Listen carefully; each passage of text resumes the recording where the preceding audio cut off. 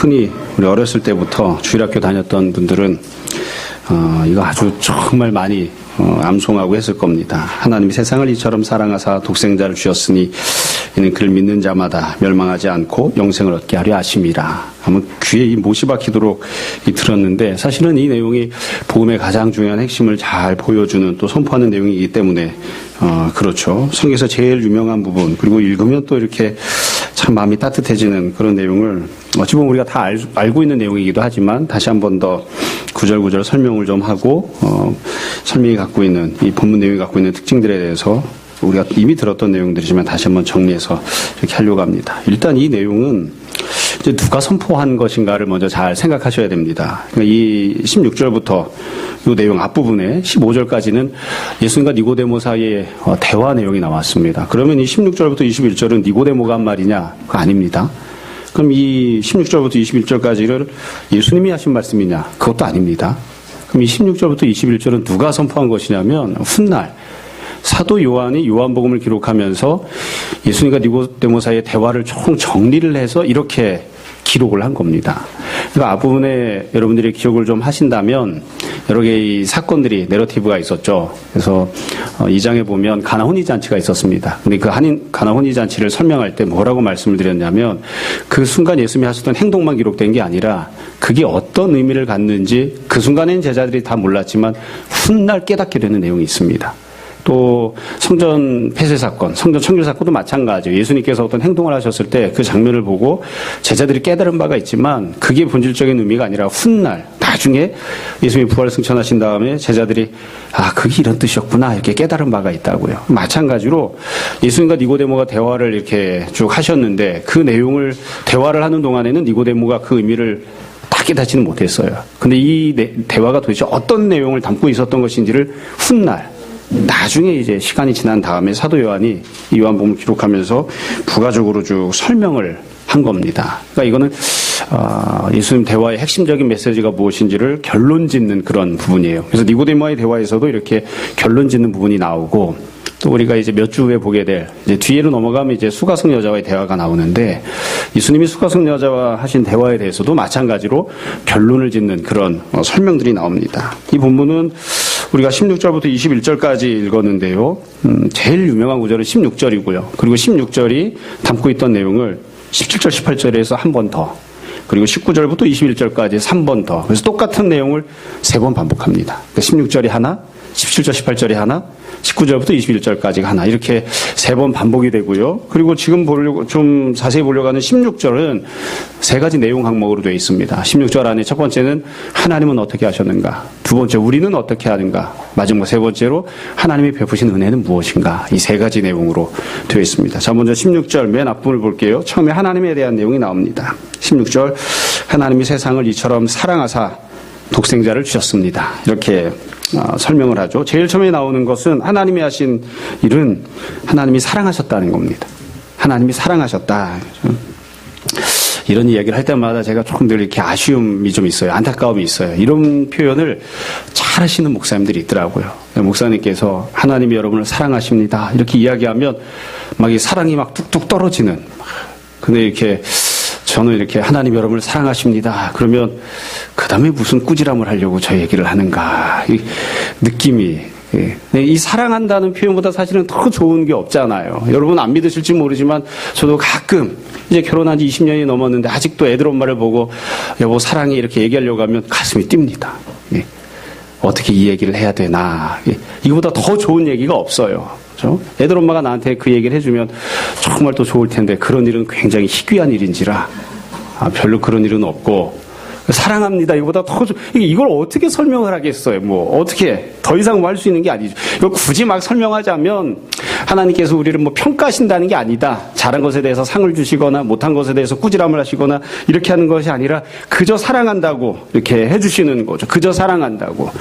구약시대 때 보면 이스라엘 백성들이 출애굽을 하게 됩니다. 애굽에서 노예 생활을 400년이나 했어요. 할아버지도 노예, 아버지도 노예, 나도 노예, 내가 낳은 사랑하는 자식도 노예예요.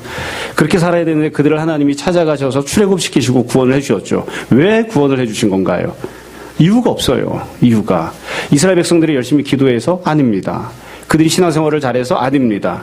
그들이 누가 봐도 대단하고 탁월한 사람들이어서 혹은 지금은 보잘것없지만 나중에는 대단한 사람들이 될 거라서? 아닙니다. 그냥 사랑하니까 그런 거예요. 사랑하니까. 설교 시간에 이야기하기엔 적절하지 않지만 가요 가사 보면 그런 게 있어요. 너여서, 너라서, 너니까. 이유를 묻지 마세요. 그냥 너라서 사랑하는 거예요. 나한테 당신을 사랑하는 건 어렵지 않습니다. 그건 훈련하지 않아도 되고 노력하지 않아도 됩니다. 그냥 사랑이 솟구친다 이거예요. 연애하는 사람들이 부르는 노래예요. 그럼 하나님이 우리를 사랑하신다. 우리를 사랑하신다. 그래서 사랑하셔서 어떻게 하셨는가? 16절 앞부분에 하나님이 하셨던 내용을 보면 독생자를 주셨다. 이렇게 선포합니다.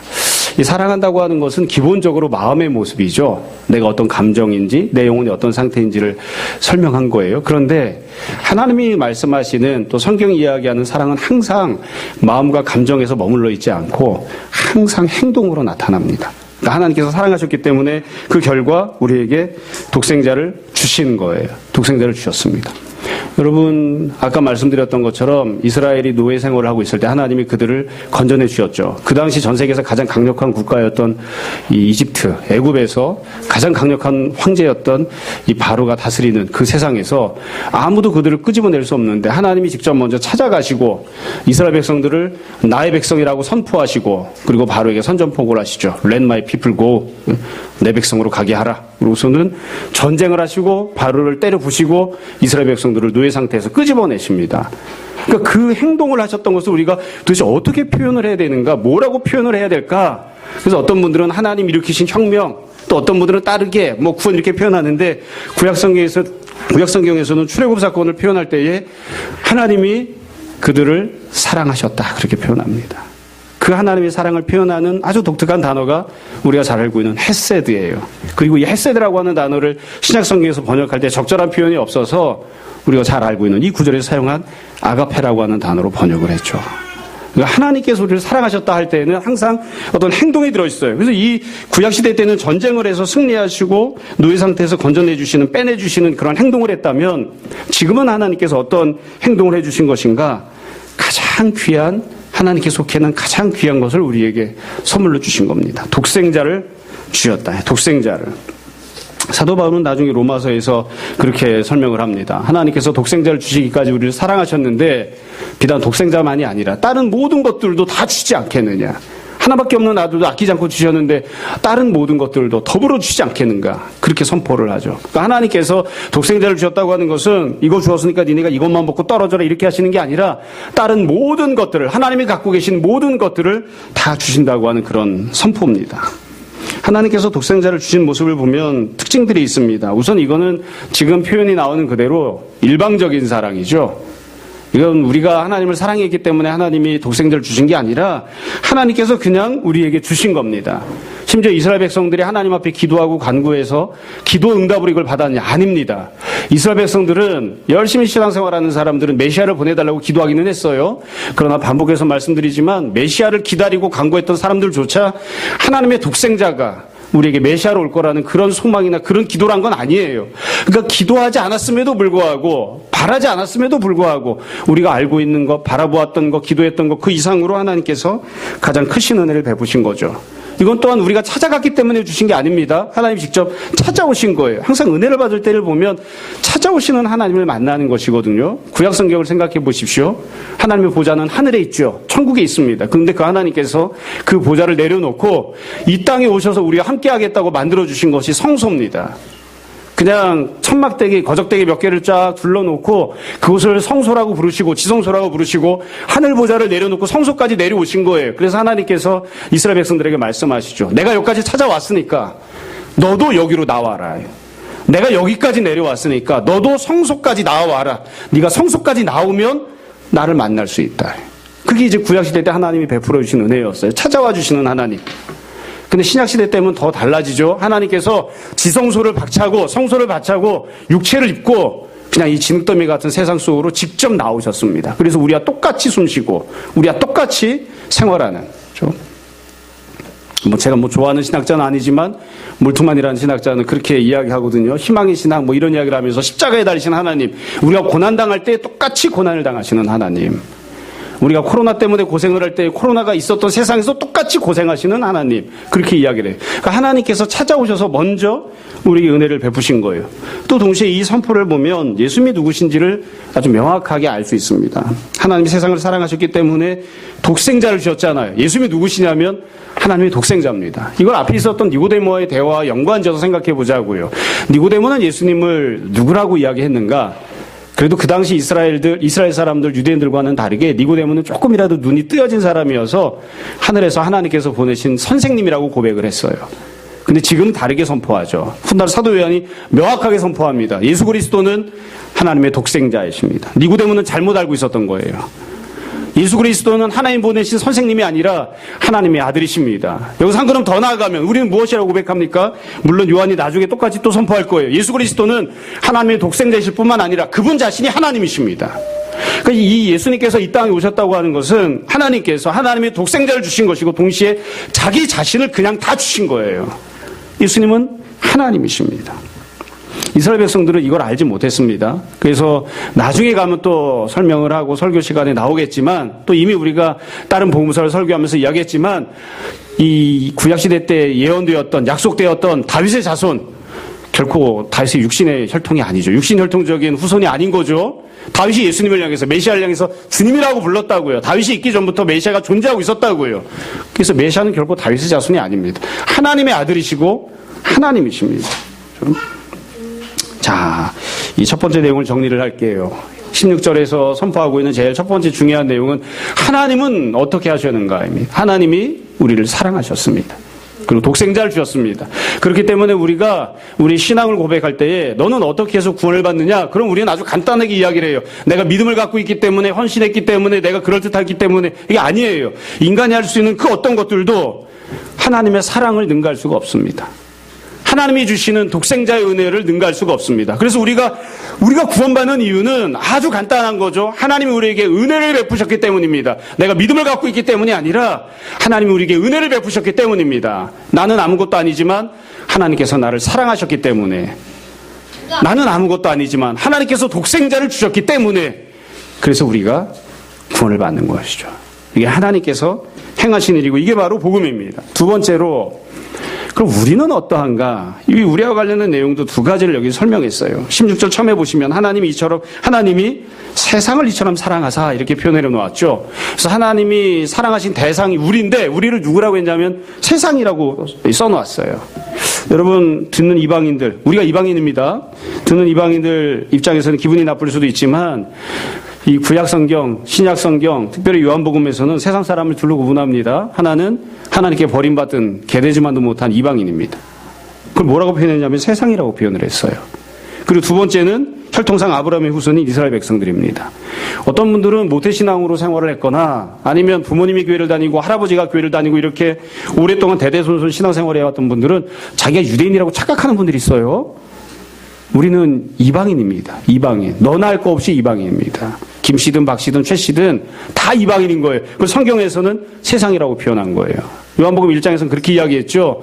예수님께서 이 온 세상을 창조하신 창조주께서 이 땅에 빛으로 오셨는데 세상은 그를 알지 못했습니다. 자기 땅 자기 백성은 영접하지 않았습니다. 근데 그 세상을 사랑해서 이 땅에 오신 거예요. 이 세상을 사랑했다. 세상을 사랑하셔서 오셨다고 하는 이 표현은 다르게 이야기하면 유대인들만을 위해서 오신 게 아니라는 겁니다. 구약시대 수천 년 동안 하나님이 선택하시고 사랑하시고 특별한 은혜를 베푸셨던 그들만을 위해서 이 땅에 예수님이 오신 게 아니에요. 이 표현을 예수님께서는 다르게 말씀하셨어요. 그러니까 혈통상 아브라함의 후손들만 사랑을 받는 것이 아니다. 유대인들만 사랑을 받는 것이 아니다. 신앙생활을 잘하던 자들만 사랑받는 것이 아니다. 한마디로 하나님께서 너를 사랑하셔서, 네가 이방인임에도 불구하고 신앙생활하지 않았음에도 불구하고 너를 사랑하셔서 이 땅에 독생자를 보내주셨다는 거예요. 그러니까 우리가 은혜를 받는 사람들인 거죠.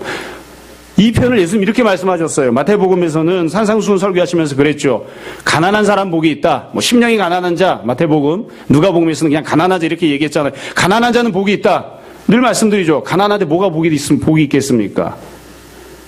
근데 예수님 말씀하신다고요. 가난한 자는 복이 있다. 심령이 가난한 자는 복이 있다. 왜냐하면 그 사람은 자기 힘으로는 아무것도 할 수 없고 자기 힘으로는 천국을 도저히 누릴 수 없지만 내가 그에게 천국을 줄 것이기 때문에 가난한 자는 복이 있다. 그 다음 말씀이 뭔가요? 8가지 내용이 쭉 나오잖아요. 구체적으로 다 기억하면 좋고요. 다 기억 못해도 뭐 상관없습니다. 그 말씀의 핵심 요지는 그거예요. 예수님 바로 앞에 가난한 사람들이 앉아 있었어요. 예수님 바로 앞에 울고 있는 사람들이 앉아 있었어요. 예수님 바로 앞에 힘들어 죽겠는 사람들이 앉아 있었어요. 근데 예수님께서 말씀하신 거예요. 네가 바로 복이 있다. 너는 이스라엘 사람이 아니라 할지라도, 너는 이방인이라 할지라도, 너는 신앙생활을 똑바로 안 했다 할지라도, 너는 하나님 앞에서 복받을 아무런 이유가 없는 사람처럼 보인다 할지라도, 세상 모든 사람들이 다 너를 불행하다고 이야기해도 너는 복이 있다. 너는 복이 있다. 지금 그렇게 선포하는 겁니다. 누가? 우리는 도대체 누구인가? 우리는 세상입니다. 우리는 세상입니다. 내놓을 것이 별로 없는 그런 세상이에요. 그러나 그런 우리를 하나님이 사랑하신 거죠. 그럼 우리가 어떻게 해서 이런 하나님의 은혜에 대해서 반응을 하고 구원을 받을 수 있는가? 여기에 대해서 16절 후반부 이렇게 써놨어요. 하나님께서 사랑하셔서 독생자를 주셨는데 이는 그를 믿는 자마다, 그를 믿는 자마다. 세상이 하나님이 주신 독생자를 믿으면 다 구원을 받는다고 그렇게 선포하고 설명합니다. 여러분, 이건 너무나 당연한, 또 너무나 우리가 기본적으로 알고 있는 내용이에요. 다른 길은 없습니다. 다른 방법은 없습니다. 좀 더 엄밀하게 이야기하면 다른 것들이 필요하지 않습니다. 구약시대 때 하나님께서 베푸셨던 여러 은혜들이 있었는데 그 은혜의 방법들이 필요하지 않아요. 제사를 드리러 가거나 성전으로 나아가거나 제사장이 있어야 되거나 아니면 하나님 앞에 11조를 하거나 헌금을 하거나 제물을 바치거나 아니면 내가 하나님 앞에 헌신하고 순종하거나 이런 다른 모든 것들이 필요하지 않아요. 그런 것들도 중요하지만 그런 것들 때문에 구원을 받는 게 아니에요.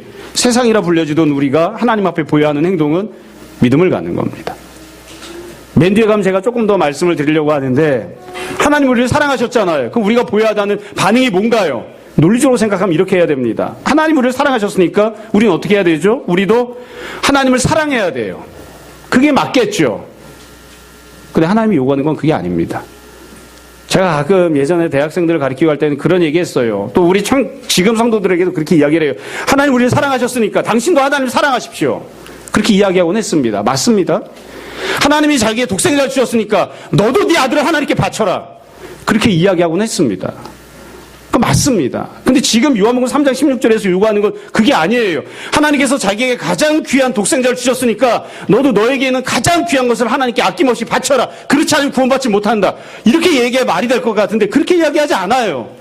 하나님이 우리를 사랑하시면 우리가 하나님께 마땅히 보여야 되는 반응은 믿음을 가는 겁니다. 믿음을 가는 겁니다. 이거는 최저치예요. 어찌 보면 최고치를 요구하고 있는 게 아니에요. 최저치예요. 하나님의 사랑에 대해서 우리가 보여야 되는 가장 기본적인, 그냥 결코 놓쳐서는 안 되는 가장 핵심적인 그 반응이 무엇이냐면 믿음을 갖는 겁니다. 그래서 우리가 늘 질문을 던지잖아요. 당신은 믿음이 있습니까? 우리가 사실은 던져야 되는 질문은 그게 아니에요. 조금 더 신앙생활을 오래 하면 당신은 하나님을 얼마만큼 사랑하십니까? 그렇게 우리가 질문을 던져요. 그러나 그 질문에 넘어가기 전에, 그 질문으로 넘어가기 전에 가장 기본이 되는 건 그거예요. 당신은 믿음이 있습니까? 당신은 하나님을 믿습니까? 당신은 하나님을 영접한 사람입니까? 그렇게 묻는 거죠.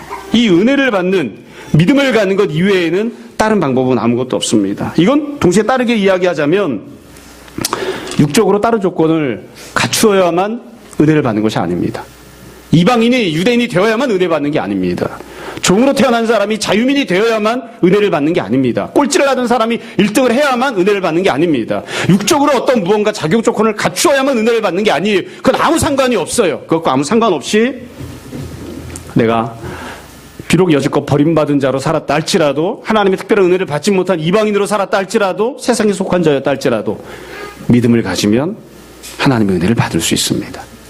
이게 이제 복음인 거죠. 앞에 있던 내용들을 쭉 정리해서 한번 선포를 해보자고요. 이제 맨 뒤에 가면 이 얘기를 할 겁니다. 여지껏 예수님이 하셨던 일들을 생각해 보십시오.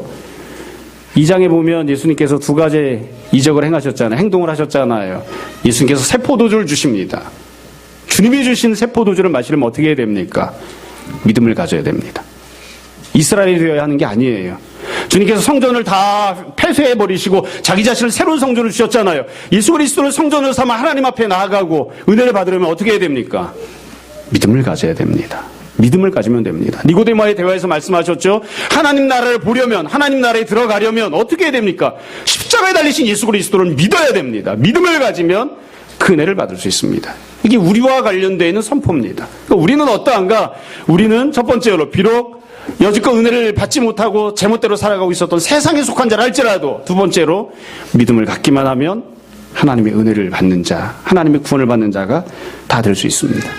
마지막 세 번째, 16절에 기록하고 있는 세 번째 내용은 하나님이 어떤 은혜를 베푸시는가입니다. 은혜를 베푸시는 내용을 보시면 두 가지 내용으로 되어 있습니다. 16절 뒷부분을 보세요. 이는 그를 믿는 자마다 첫 번째로 멸망하지 않고, 이게 첫 번째 은혜입니다. 멸망당하지 않는 은혜를 주십니다. 이걸 우리가 잘 생각해야 되는데요. 멸망하지 않는다고 하는 말은 현재 우리가 어떤 처지이고 신분이고 상황인지를 설명합니다. 현재 우리가 어떤 처지인가. 우리가 몇 번이나 이야기하고 다 잘 알고 있는 내용이에요. 제가 교회를 처음에 개척하고 얼마 있다가 어떤 난 모르는 분이 와서 예배를 드리셨어요. 그리고 나서 끝나고 가시면서 저한테 한 가지를 알려주시고 가셨어요. 목사님 기도하실 때 기도하시는 내용이 한 가지가 틀렸습니다. 그래서 뭐가 틀렸나요? 했더니만 이렇게 얘기하더라고요. 죄로 인하여 죽을 수밖에 없는 우리를, 이렇게 말씀하시는데 그렇게 얘기하시면 안 됩니다. 우리는 앞으로 죽는 게 아니라 이미 죽었습니다. 죄를 져서 이미 우리 다 사망한 상태입니다. 이미 심판을 받았습니다. 그러니까 기도하실 때에 죄로 이미 죽은 우리를 그렇게 기도하셔야 맞지 않겠습니까? 그래서 제가 무슨 생각을 했겠어요? 기분 나빴죠. 처음 보는 사람이 와서 그따위 얘기나 하고, 그 다음에 제가 어떻게 얘기했습니까? 곧장 바꿨죠. 기분 나쁜 거랑 또 잘못했던 거는 또 별개의 문제니까. 그래서 그 다음부터 기도할 때는 항상 그렇게 기도합니다. 죄로 인하여 우리 이미 다 죽었습니다. 우리 안에 생명이 없어요. 우린 이미 다 죽은 사람들이에요. 이미 망한 사람들. 그 우리에게 하나님이 은혜를 베푸시는 거예요. 그래서 우리가 받는 은혜가 뭐냐면 첫 번째, 이미 망해 있는데 그 망해 있는 상황에서 우리를 건져내 주시는 거예요. 여러분, 이게 은혜를 받는 데 있어서 참 어떤 종류의 은혜를 받느냐에 있어서 제일 중요한 부분이죠. 자기 자신이 어떤 상황인지를 잘 인식을 해야지 돼요. 잘 인식을 해야 됩니다. 가끔 성도들이랑 이야기를 하다 보면 이 주제 파악을 잘 못하는 경우들이 있습니다. 제가 보기에는 간당간당한 믿음을 갖고 있는데 근데 자기가 믿음이 꽤 훌륭하다고 생각하는 경우들이 있어요. 그럴 경우에는 탁 이야기하기가 어려워요. 시험이 들까 봐. 여러분, 내가 어떤 수준이고 어떤 상황인지를 잘 생각을 해야 됩니다. 우리는 어떤 상황이에요? 이미 망한 거예요. 이미 멸망한 거예요. 나는 과연 믿음이 있는 사람인가? 내 믿음은 어떤 정도의 수준인가? 나는 하나님을 사랑하는가? 사랑한다면 과연 어느 정도 사랑하는가? 자기 자신의 수준을 잘 알아야 돼요.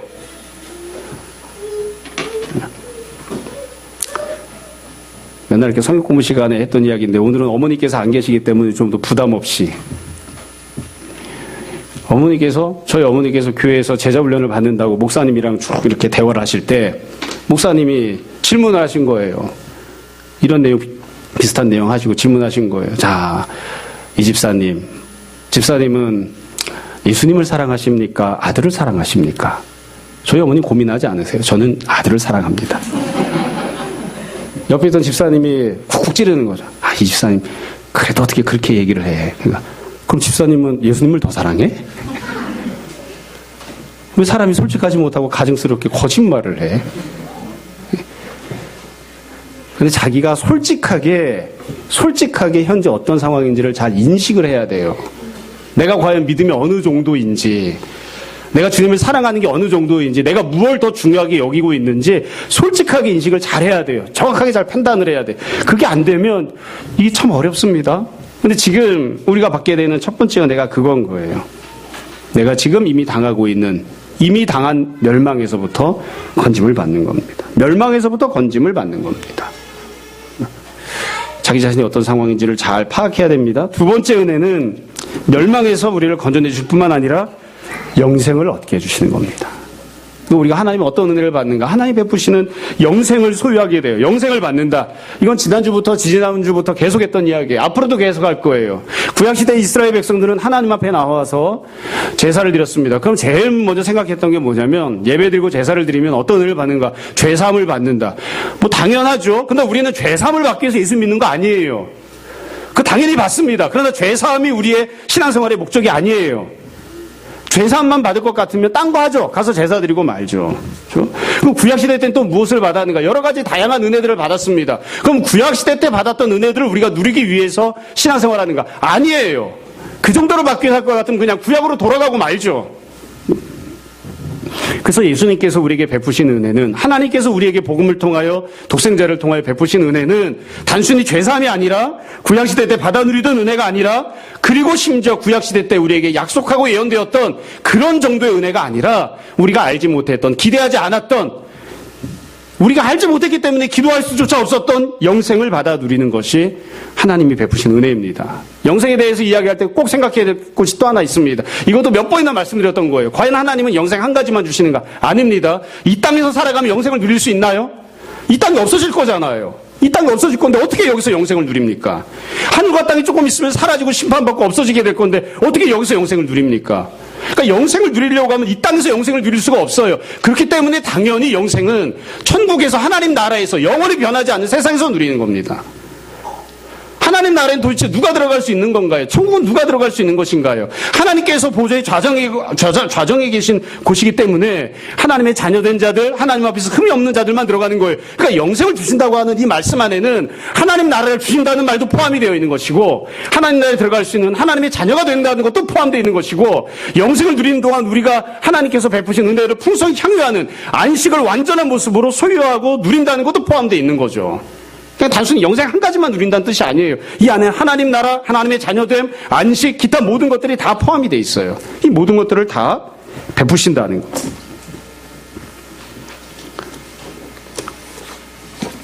자, 이게 뭐 구절에 대해서 좀 설명하고 다 아는 내용을 막 이렇게 침튀겨가면서 말씀을 드렸습니다. 다시 정리를 할게요. 세 가지 내용이 16절 안에 들어있습니다. 첫 번째는 하나님. 하나님은 어떻게 하시는가? 우리를 사랑하시고 독생자를 주셨습니다. 두 번째로 우리는 어떠한가? 우리는 세상에 속한 자들이지만, 세상이라 불려지던 자들이지만, 여지껏 선택받지 못하고 살아가던 자들이었지만, 그러나 하나님 앞에 믿음을 가져야 됩니다. 그 믿음을 갖기만 하면 세 번째로 어떤 은혜를 받게 되는가? 지금 내가 처해 있던 상황, 지금 내가 하나님 앞에서 심판받아야 할 모습에서 건짐을 받게 되고, 그리고 나는 얻을 수 없는, 다른 길로는 소유할 수 없는 영생이라고 하는 귀한 은혜를 선물로 받아 누리게 됩니다. 이게 16절이 선포하고 있는 내용이고, 이게 복음입니다.